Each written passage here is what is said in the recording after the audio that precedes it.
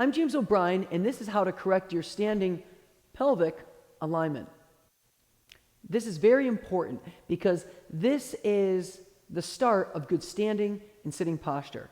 So to begin, what you'll need to do is you'll place one hand on your lower back, and you're going to poke around, and you're going to feel where your back goes inward most, where you're most extended. So I'm right about down here, okay?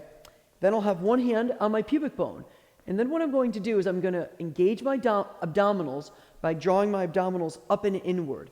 I'm going to think about pulling this pubic bone right here up towards my belly button. And as I do that, you'll see how my pelvic position here changes, how it starts to tip backward. You can notice that right here with my belt. Here I'm heavily tipped forward. Right now I'm flattening it out. So I flatten it out as much as I can without losing my height. So here I'm excessively flattening it.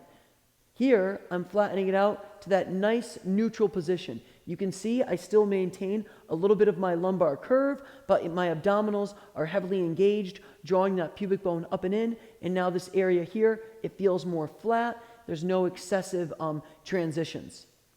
This can be very difficult for people, and we've got a lot of exercises that will help loosen the hip flexors and strengthen the abdominals to make this easier.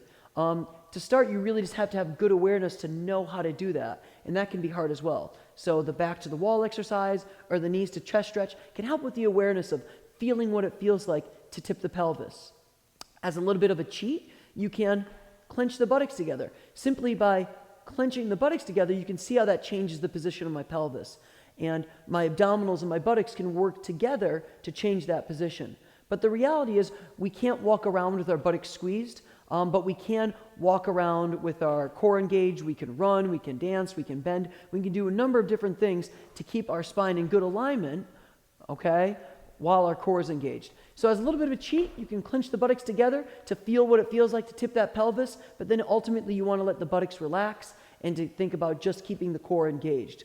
One of the things you do not want to do, which a lot of people try and do, is they push their pelvis forward. They try and lift up their pubic bone by pushing the pelvis forward, and that actually causes you to extend your low back even more. This is called a sway back position, and that's pretty harmful to the low back and gets you to shut off your buttocks, so you do not want to do that.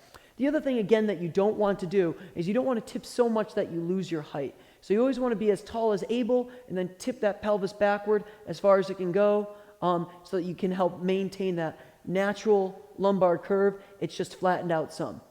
All right, that's how to correct your standing pelvic alignment. So that's the beginning, again, of good standing posture, good sitting posture. It's super important. If you have a lot of trouble doing that, try some of the therapeutic exercises that'll help with that, to include all the abdominal strengthening exercises, in particular the front abdominal strengthening exercises, and anything that loosens the front of your hip, which can cause a forward tilt. All right, good luck.